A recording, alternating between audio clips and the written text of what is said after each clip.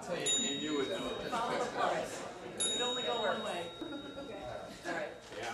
Well, mine isn't short, sorry. So, I just want to kind of test everybody's memory here real quick.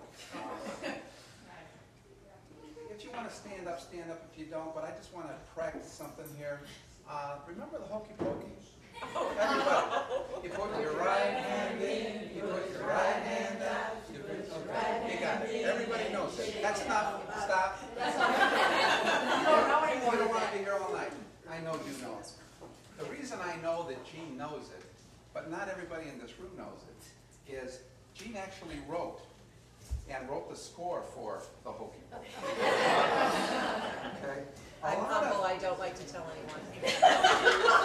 A lot of people also don't know that on occasion I have the ability to look into the future and see what's going to happen in the future. And I had this occasion to be able to look into the future not too long ago.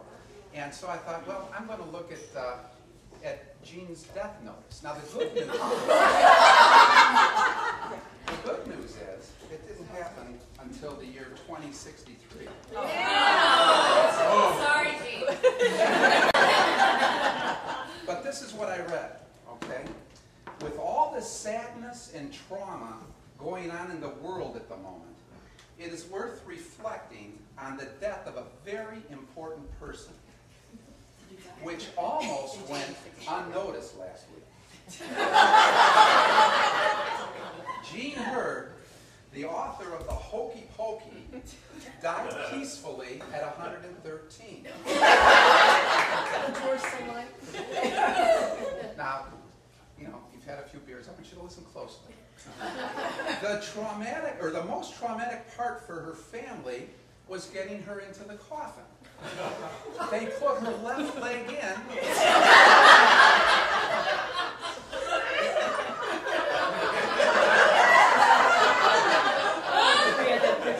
And that's when the trouble started. nice.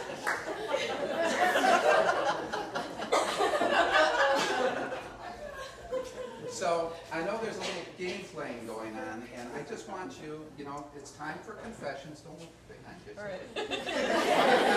Time for confessions. When I state something that's true, which I almost always do,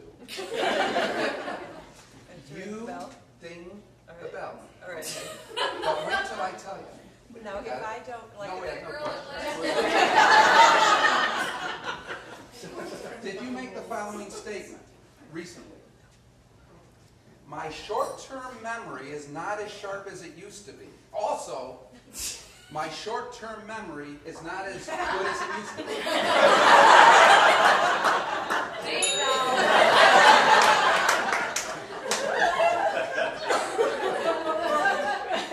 Do you remember the last question?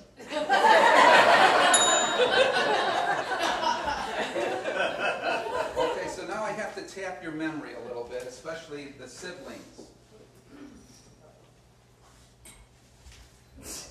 Do you remember BFI powder? Oh, I'll cure anything. See, I knew Dad would be here one way or another. All right. I thought so. I thought we had to talk about BFI. So explain to everybody what that BFI powder is. BFI powder is the cure-all for everything. Anytime we got a little scrape or a cut, my brother and sister's father would put BFI powder, and it kind of coated and crusted over. It was very disgusting looking, and I don't know if it actually worked, but we're all still here, so it must have had some sort of value. Yeah.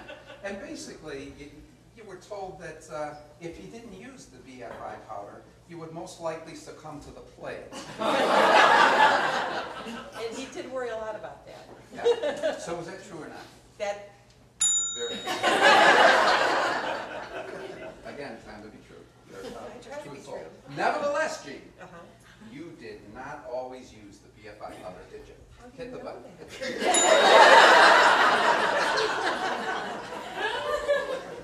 Now, again, you still have plenty of opportunity to hit the bell, but I have to get something off my chest, seriously.